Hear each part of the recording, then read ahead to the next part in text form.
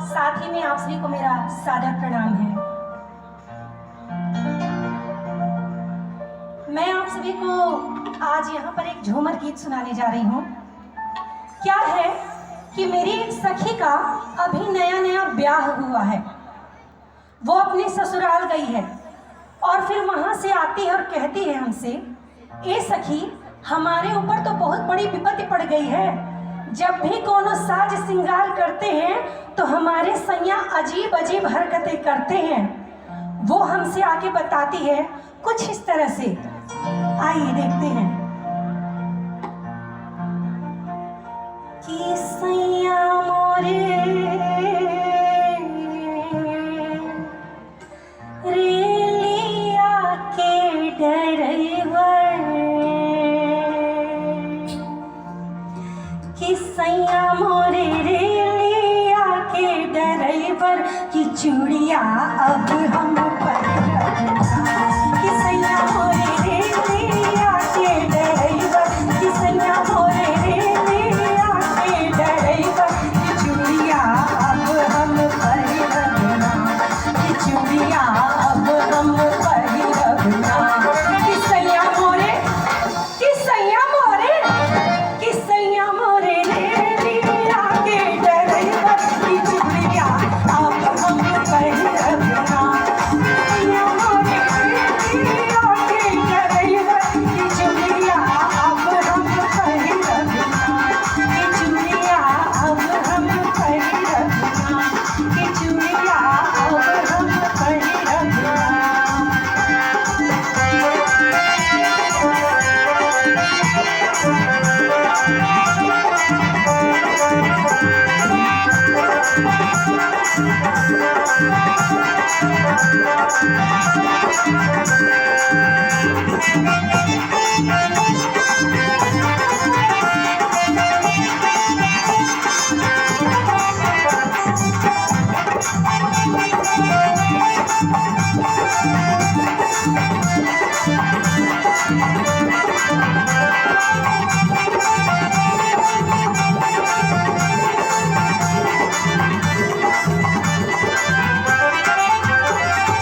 जब हम पहिरी कंगना, जब हम पहिरी कंगना, मोरे सैया खुदे बीच अंगना, कि कंगना अब हम पहिरबना, कि कंगना अब हम पहिरबना। कि सैया मोरे, कि सैया मोरे, कि सैया मोरे रेलिया के डरैवर, की चूड़िया अब हम पहिरबना, कि सैया मोरे रेलिया के डरैवर, की चूड़िया अब हम पहिरबना।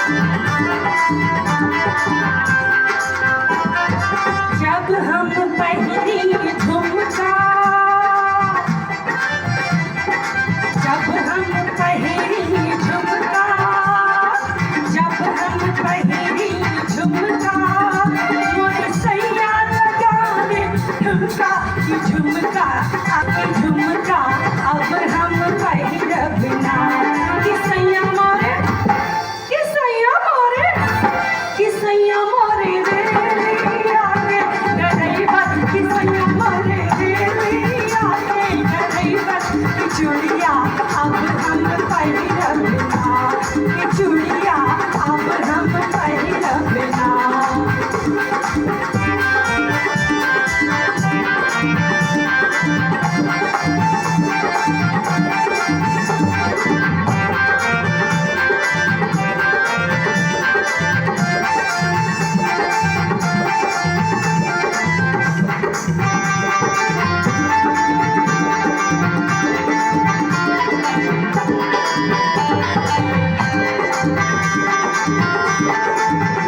पहिरी जब हम लगाई बिंदिया,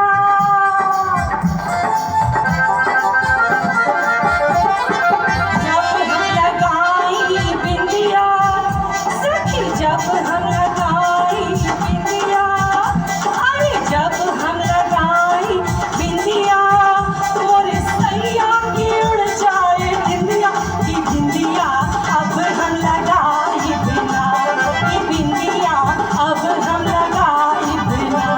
किसैया मोरे, किसैया मोरे, किसैया मोरे रे, हम पहिरब ना। कि चूड़िया अब हम पहिरब ना, कि चूड़िया अब